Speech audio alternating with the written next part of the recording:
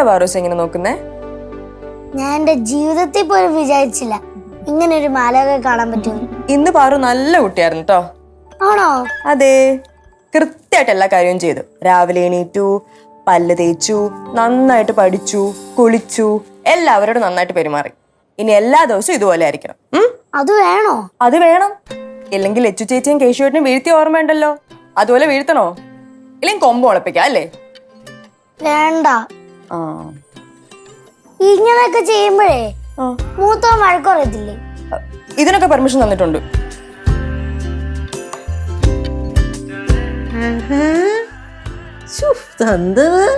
നേരത്തെ കയറി കിടന്നാ? ഇന്ന് മൊത്തത്തിൽ നല്ല കുട്ടിയായിരുന്നല്ലോ. എന്ന് ഇതുപോലെ ആയിരിക്കണേ. ഇനി എന്ന് ഇതുപോലെ ആയിരിക്കും. അങ്ങനെയാണെങ്കിൽ നിനക്ക് കൊള്ളാം. എന്നാ കിടന്നു പറയിക്കോ.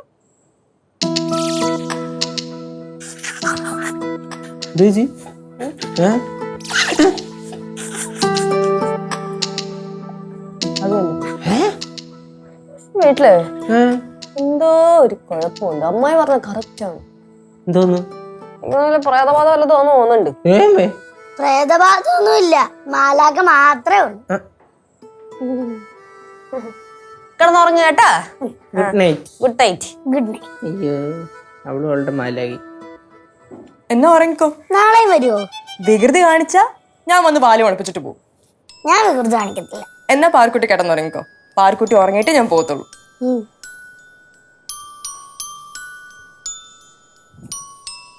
Good night. Good night.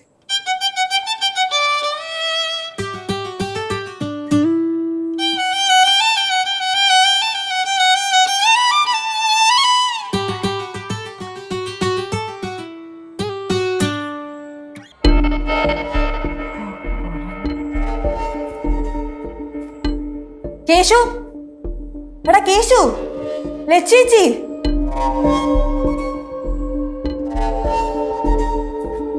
ഉറങ്ങിയാ? ഉറങ്ങി.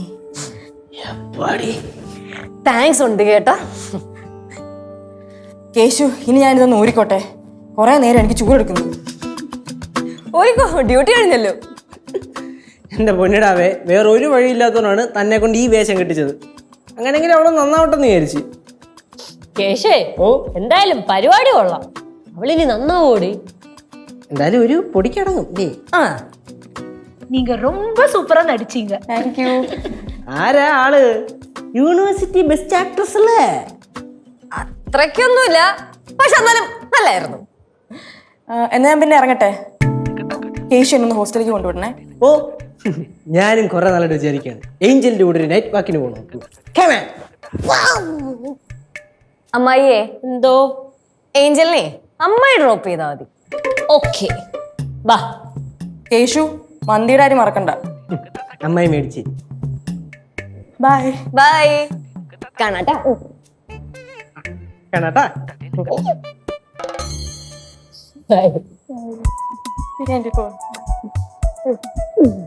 மறுபடியும் வா.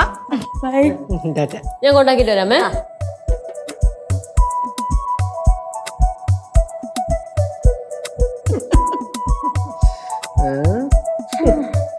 ഒരു കൊച്ചിനെ മര്യാദ പഠിപ്പിക്കണമെങ്കിൽ എന്തൊക്കെ കഷ്ടപ്പെടാന്ന് ആലോചിച്ച് നോക്കണേ. ഒരു മാന്ത്രിക വടി. കനകാൻഡി, ഡി ബേക്കർ.